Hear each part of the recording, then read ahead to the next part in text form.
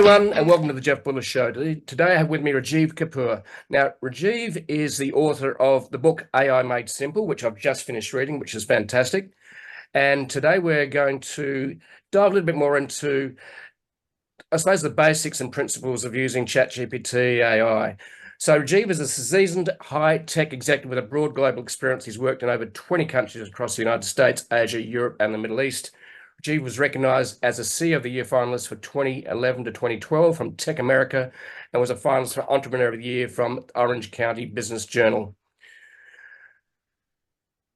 He also received a global MBA from USC, Marshall School of Business in Los Angeles, and Shanghai's 𝓀𝓲𝓵𝓵 University College of Business and Economics. I don't think I pronounced that right, but it really doesn't matter. No, it was pretty good. It was pretty good. That was great. It was awesome. It's all Chinese to me. Anyway, so welcome to the show, Rajeev. Great to have you here. And tell us what has got you fascinated about AI, because obviously you're fascinated enough and then compelled enough to write a book about it. So tell us, where did your first initial interest come about AI? Was it because of ChatGPT showed up? I'm sure it was well before that. So where did it all start?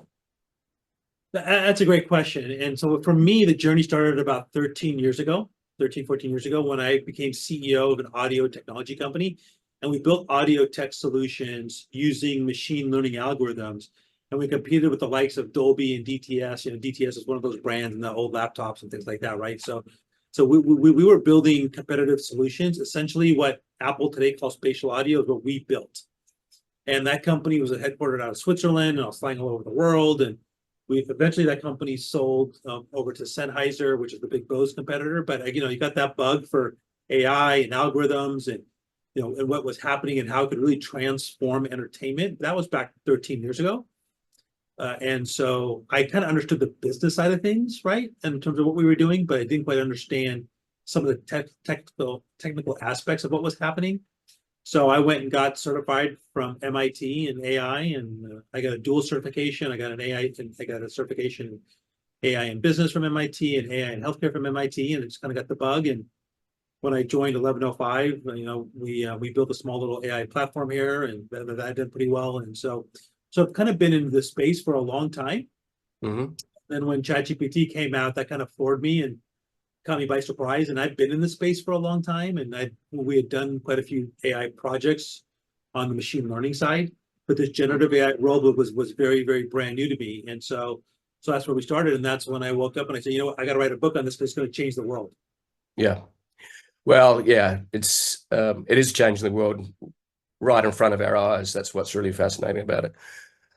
So yeah, for me, I came across ChatGPT in December when I was in Lake Como. I was doing a bit of I suppose, digital nomad, but from one spot there, and I had a colleague who was in copywriting, and he created an hour video about how you could use AI, ChatGPT, for copywriting. And I went, wow. And it only been out about 3 or 4 weeks. So, yeah. And I think the other thing I've noticed too over time is that give technology an easy to use interface, such as was done with a web browser with the internet, such as was done with social media. That's when you start to democratize a technology, which is what's happened. The other thing I'm fascinated by, so we've seen the likes of Google, which is one of the sort of almost one of the biggest investors in the research of AI. And yet it's been caught with its pants down, really, hasn't it, in terms of OpenAI? What's your take on that? Well, what's interesting about this whole nonsense with Google is they actually had the ChatGPT solution for a while. Google had all of the major AI deep brain minds in the world, and when it comes to AI, worked at Google. Yes, right? They did. DeepMind, Suleiman.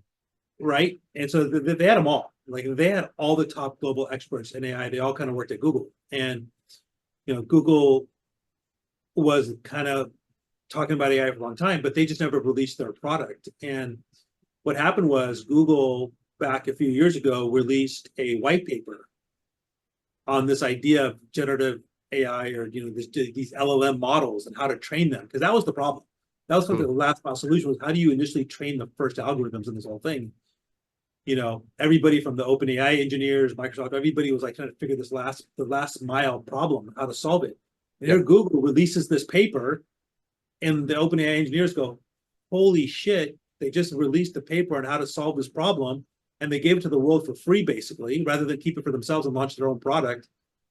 And I'm paraphrasing here. I mean, there's other stuff that happened and stuff like that, but for the sake of time and the audience, the OpenAI engineers just basically took the paper that Google published, and they learned how to train the initial algorithms for and so now you have ChatGPT, and the initial funding for OpenAI came from Elon Musk, and he's the one who recruited 𝓲𝓲𝓻𝓷, who from Google, who came over to OpenAI, and that you'd notice all the nonsense that happened over Christmas time with Sam being fired and Ilya working behind the scenes to whatever, like all that stuff.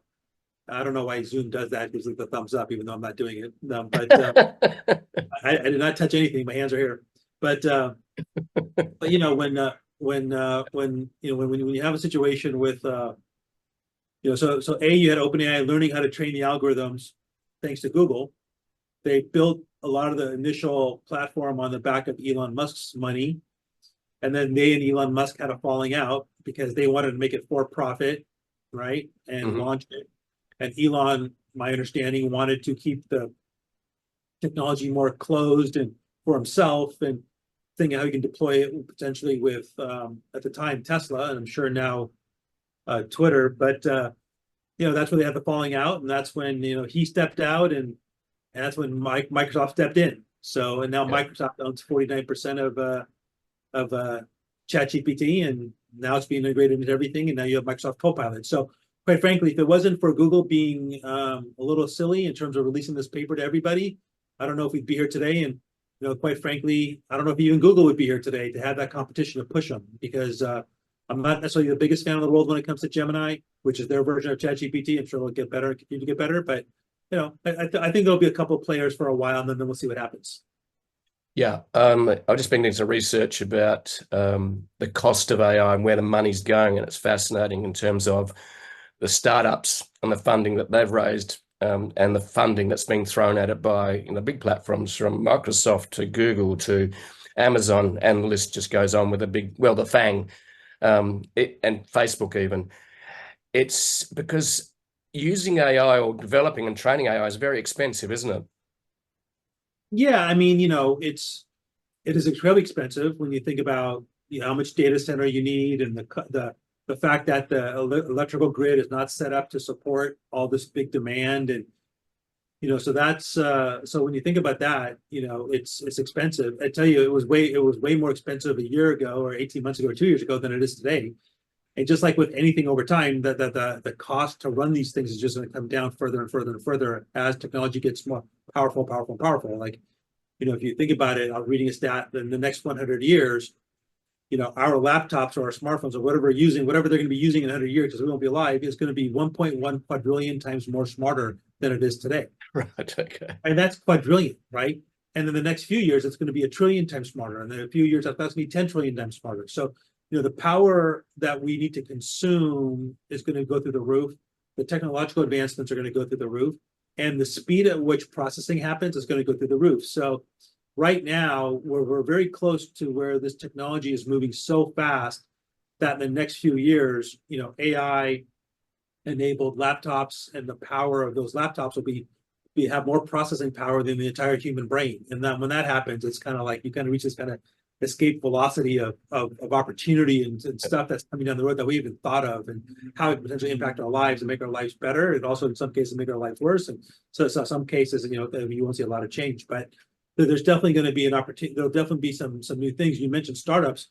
But globally, there's like 10,000 startups in the AI space, with 2/3 of them coming out of the US, mostly coming out of Silicon Valley. So there's whole new industries and whole new companies and whole new jobs that haven't been created yet that we haven't seen. So I'm not super concerned about job impact or any of those things yet, just because there's going to be thousands of new companies coming into space. Okay, so let's segue in, seeing you raised it, let's segue into what's the future of the work going to look like? Because in the past, a lot of technology has essentially made blue-collar workers redundant. But what's really fascinating about AI, we thought that AI would wouldn't affect the white collars and creatives, but in fact, that's the biggest industry it is affecting, is the professional white collar industry and the creative industry. And that's why we had Hollywood going out on strike with the writers' strike as part of that. How do you see the future of the work, which is a big question with many answers? So just generally, how do you see the future of work with AI and some of the impacts? You know, I mean, if I had a crystal ball, I don't know if I'd be sitting here right now to really kind of give you a really good answer. I think there's definitely going to be a lot of disruption coming in this space. I think the Hollywood writers and the directors and producers are very right to be concerned. You know, and when you look at solutions like Sora, SORA, and you look at some of those things that are coming down the road, you can see why there's a lot of concern. You know, but at the end of the day, you're going to see whole industries are going to get impacted. And I'm not, and again, I take a little bit of a contrarian view when it comes to the job loss issue, just because every time there's a technological change or technological revolution, whole new industries get created. So when the first internet browser came out, when the first desktops and laptops hit people's desks, people thought it was going to replace a lot of people. And it did, it replaced people. But those people got trained and they got new jobs. Right? And society grew, and technology advancement helped our society grow. Then you had the internet, you had e-commerce, and you had the internet browser come out and e-commerce, and people said, oh, there won't be any more stores, any more retail. Well, there's a ton of retail all around me. There's everywhere I go, there's some, yes, old school malls, definitely, closed old school malls have definitely been impacted, these big box stores.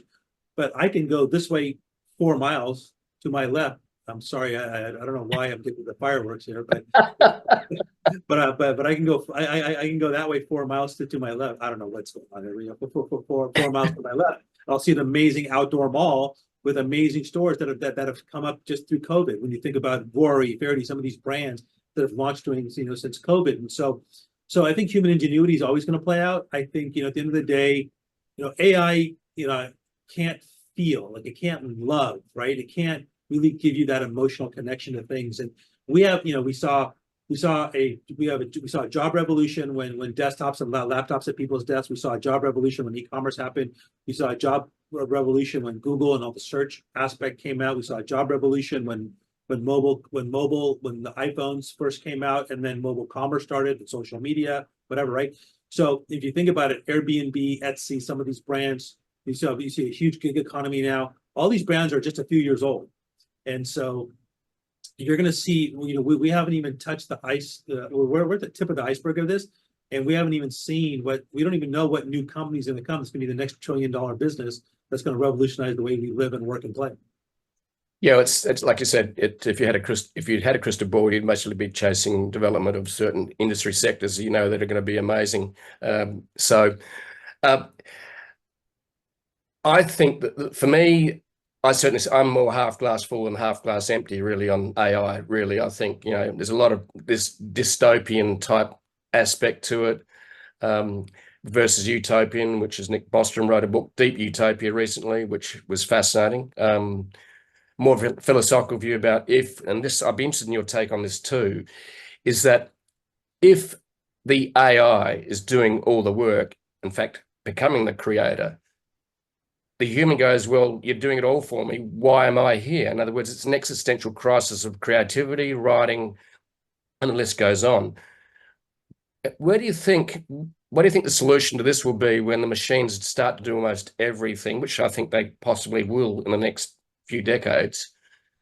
Where's human purpose and meaning emerge from then, if you feel like, why am I here? Look, to me, first of all, I think the chance of AI doing everybody's job is a little overblown personally. That's my first thought process. Now, short term, you might need 3 marketing people to do the job today. Well, tomorrow you're going to need 2 marketing people to do the job instead of 3, right? So that's, I think, what you're going to start to see. I think when you think about whole industries being impacted like this, so think about, I definitely think you see the next $1 billion company could be a company that might have only 5 employees. Yes. Because relying on AI to do something. So you're still going to need people to do things. You probably just won't need as many people to do it. So now, a couple of things that could happen. You could definitely see a shortened work week. from 40 hours to maybe 32 hours, right? You could see people living longer thanks to longevity science and AI causing people to live longer. So I think the bigger issue to tackle is, if people are going to be working 30 to 32 hours or 30 to 35 hours a week, are they going to be earning the same amount of money? Or are they going to be earning 15% less or 20% less because they're only working 4 days a week and not 5 or whatever, right? Does that mean we have to look at universal basic income for people? Exactly. What does that mean? Do we have to look at our social constructs, Social Security, all these Medicare? People are living to 120 and you're retiring at 65, 67.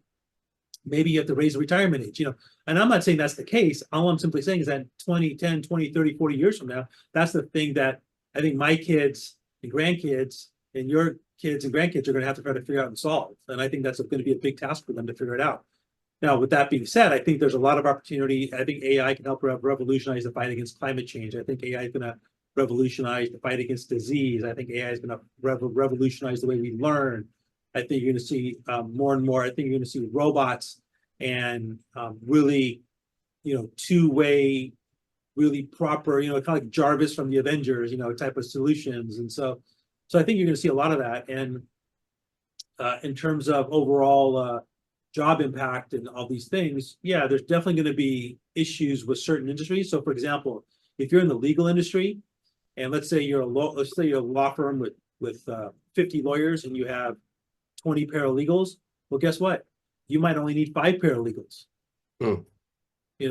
So, but you still need, you're still going to need a lot of human interaction, to be able to do things. If anything, I think the exciting thing about what AI is going to do is I think it could usher in a new age of enlightenment.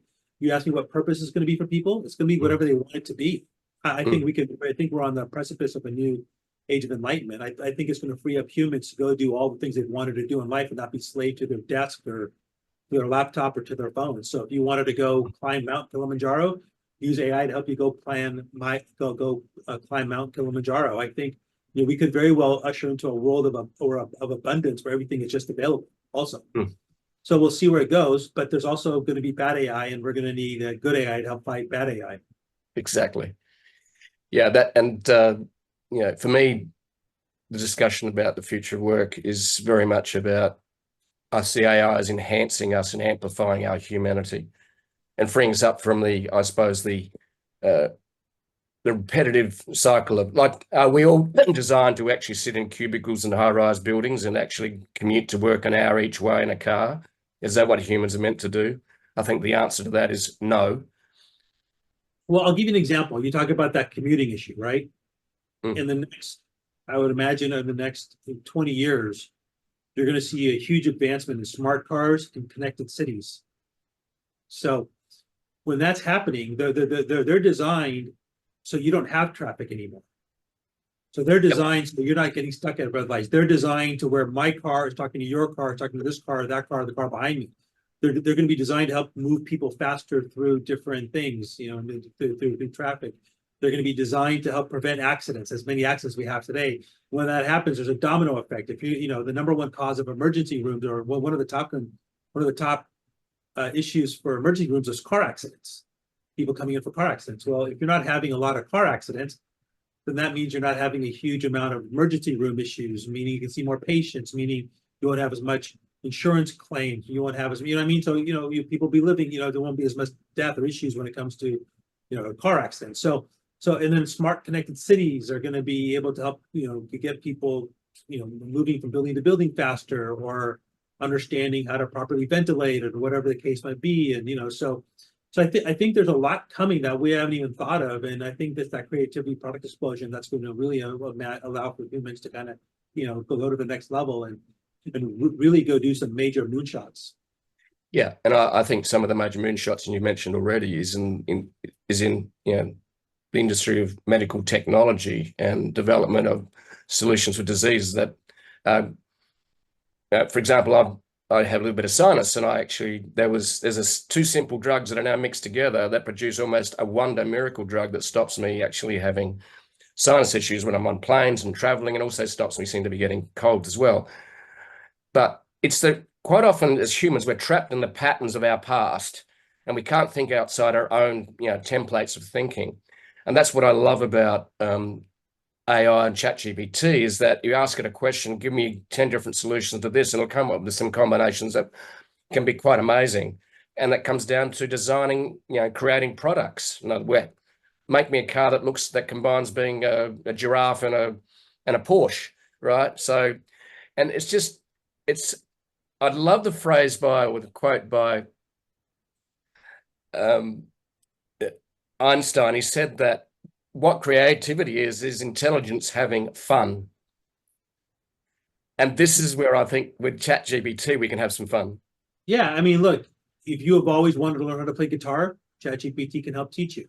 In the future, you'll have you'll have an avatar, you have a hologram.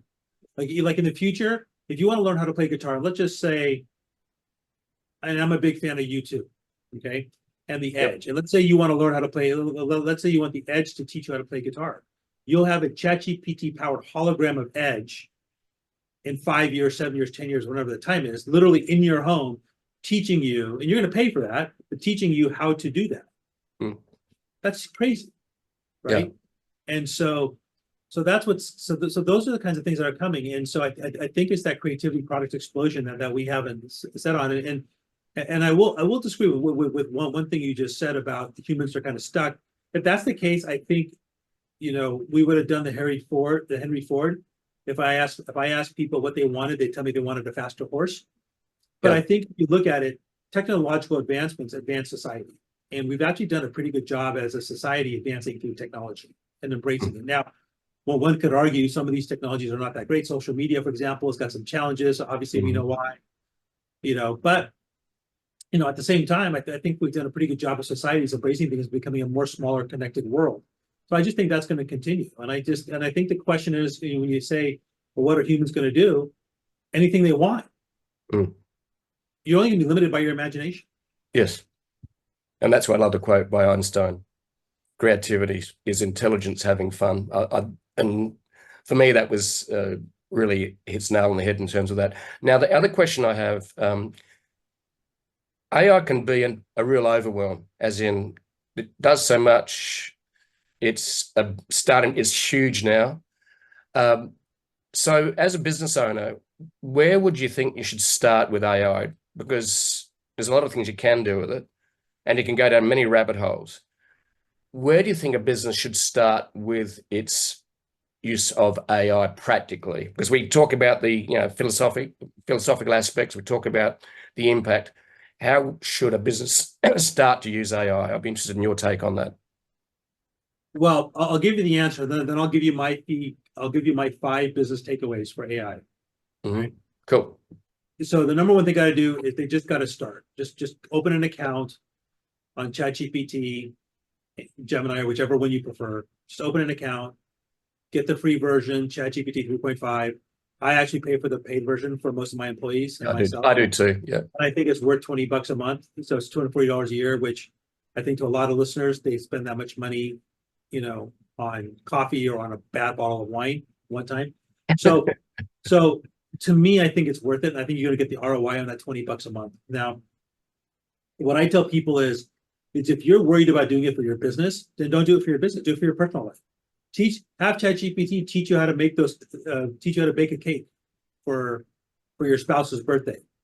Ask ChatGPT to teach you how to play guitar, or maybe train for a triathlon, or train to climb Mount Kilimanjaro, or whatever or you use it to create an itinerary, because it's so well connected and it's trained on everything, and it's connected to Bing, to the Bing search engine. You can use ChatGPT to create a family trip itinerary because you're going to go to Europe, and you're going to go to London and Paris and Croatia for 10 days, and you want ChatGPT to create a 10-day itinerary for you, and that includes hotels and top restaurants. And oh, by the way, someone has an allergy, then don't go to this restaurant. It'll tell you, what are the cool places to see, what are hidden gems. And so ChatGPT will act as your travel agent.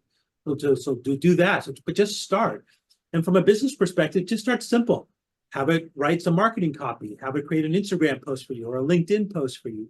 Just start simple. Just get comfortable. It's like riding a bike. You need to just start. Just get on the bike and just start slowly riding it, and get some training wheels on first, and then after you feel like you're there and you got some take advantage of the advanced features. I write about them in my book: the advanced data analysis feature, the ChatGPT stores. There's the whole custom instruction section, plugins, all these things that you can take advantage of them. You don't have to take advantage of all those things right now. You can take advantage of them in the future. Yeah. So your advice is basically get started, keep it simple. Yeah. Yeah. Cool. So writing a book, because it's interesting. I'm sure you used a fair bit in your book. Excuse me, in your book, you actually used examples in pretty well every chapter of using prompt engineering. Excuse me, prompt engineering to actually ask ChatGPT, and you showed all the lot of different results of that. Is there anything that surprised you in the use of ChatGPT recently that you went, wow, I didn't know I could do that? Is there any sort of aha moments, or is it just constant? No, I mean, I think it's pretty constant. I'm always fascinated by the advanced data analysis feature. They're trying to get their story right on the whole ChatGPT store that they have. It's like their version of the App Store. Yeah. That's some picks and starts there. They've done well. They've been challenged there as well. I think that the app being multimodal, meaning I can walk up, I can take the app, open the app, take a picture of my car engine, saying, "Hey, ChatGPT, tell me how to change the oil of my car." It'll tell me because it knows the configuration of the engine, right? So the fact that it's multimodal now, I can have a two-way conversation with it. The other day, I had a full two-way conversation with it where I asked it to be a product developer, and I ended up having a full two-way conversation with ChatGPT. And part of that success is if you pretend that you're talking to a human on the other end of the app, or when you're on the platform in your laptop, your life is going to be a lot easier.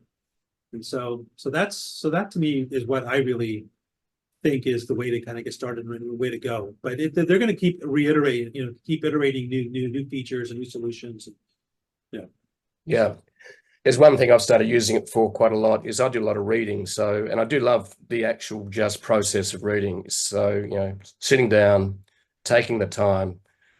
And I remember Charlie Munger commenting about, Buffett saying, all Warren Buffett does is just sit on his ass all day reading. Charlie Munger, sadly died recently. But for humans, for me especially, the way I learn is to read and then to write, to try and make sense of the noise that surrounds us. So I quite often go to ChatGPT, especially, and it needs to be more than a year or two old, frankly. Going, okay, summarize this book for me, 1,000 words, tell me the main points and how I can practically apply the book. And I have book summaries done in about 30 seconds. And it's so cool. And it's like, okay, it's simple, but it's cool, right? So that way then I can cover a lot more territory. So what is the main use today you're using for ChatGPT and AI within the business and personally that you spend more time doing? Like you talked about, I think analyzing data wasn't one of those? Yeah, I mean, it's kind of 50-50 for me. I mean, I use it I do a lot of my personal stuff on there now in terms of, hey, plan a dinner party, or hey, we're going away this weekend. We're going here to this town. What are some good restaurant recommendations? Hey, I hurt my shoulder, so you can't see it, but it's taped up. So last night I asked GPT how to deal with some tendonitis I have in my shoulder, and it gave me some solutions. So I mean, I use it quite often in my personal life, and I can basically use it for anything. I was like, imagine having your own living, breathing assistant with you side by side who's really smart about everything, right? That's cool, right? Wouldn't want that. On the business side, it's a lot more on the data analysis piece, analyzing different files, using it as a product development sounding board, using it as a strategy sounding board. So I could give it personas. I can ask it to be Einstein. I can ask it to be Steve Jobs. I can ask it to be whomever, right? And so once I do that, then it's just a matter of making sure I prompt it right. And the good news is that if I screw up the prompt, I can always ask it, how do I improve the prompt? And I have ChatGPT to tell me how to improve the prompt, right? So that's kind of where I'm focused on. I mean, there's some low-hanging fruit here that we're doing here at the company on a daily basis, and I think that the point I'm making is there's no silver bullet. No.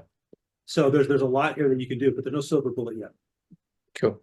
Yeah, it's the thing about it too, like I asked it the other day, come up with 10 different business ideas that combine A, B, and C, and see what it came up with.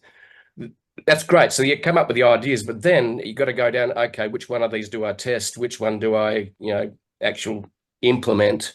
So there's one idea about the ideas, the other one is about implementing it. And as we know, implementing any idea takes time and money. So you can go and test 10 different business ideas, but it's going to cost you a lot of time and a lot of money.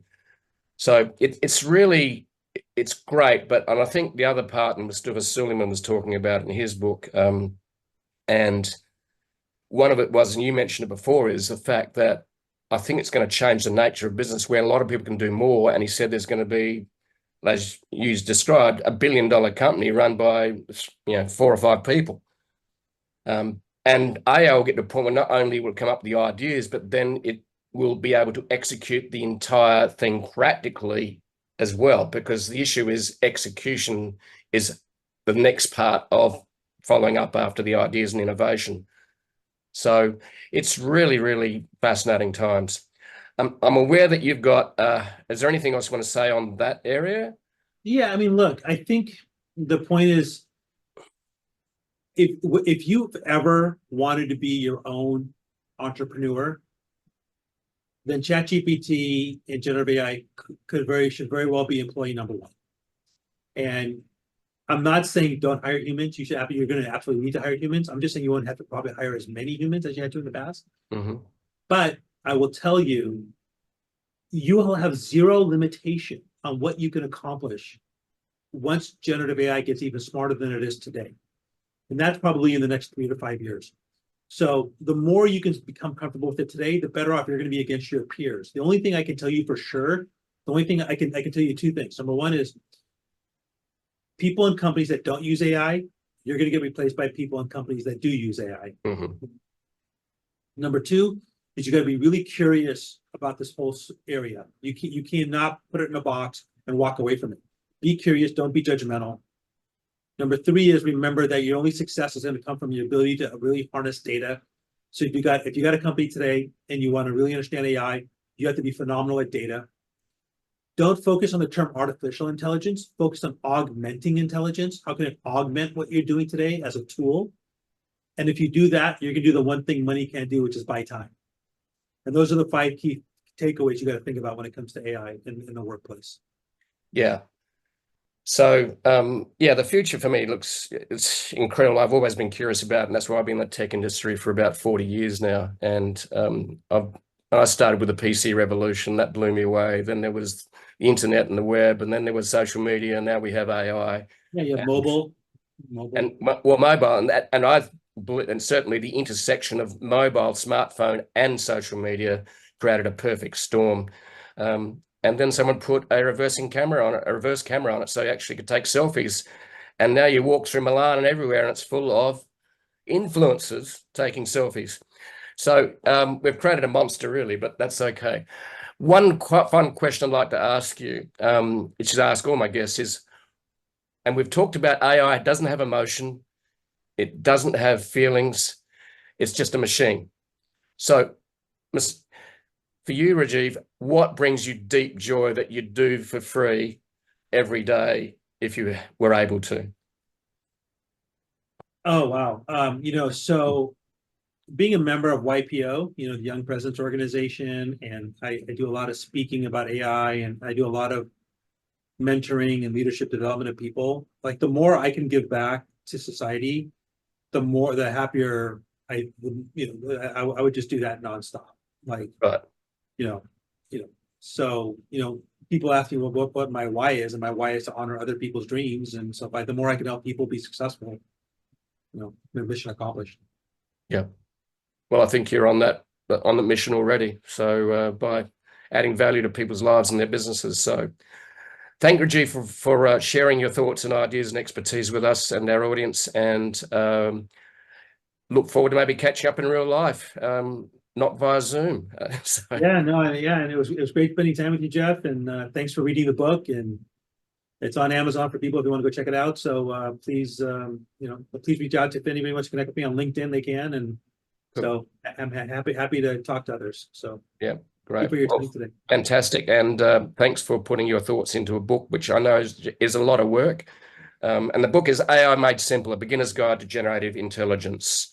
And it came out in September 2023. So thanks, Rajeev. Have a great, I think it's an evening for you in LA, or afternoon, whereas It's about 2:45 in the afternoon on Thursday. and it's just 7:45 in the morning here. So, but it's the next day, so we live in the future. So if you've got any questions about, the lotto or anything else, just tell me what stock. You can text me and tell me which stock to buy. So there you go. Well, I think maybe you shouldn't. Maybe starts with N, Nvidia or something. I don't know, but I think it's maybe overvalued at the moment, but who knows? All right, my friend. Take care. All right. Thank you. Enjoyed it so much. Thanks, Rajeev. Okay, bye.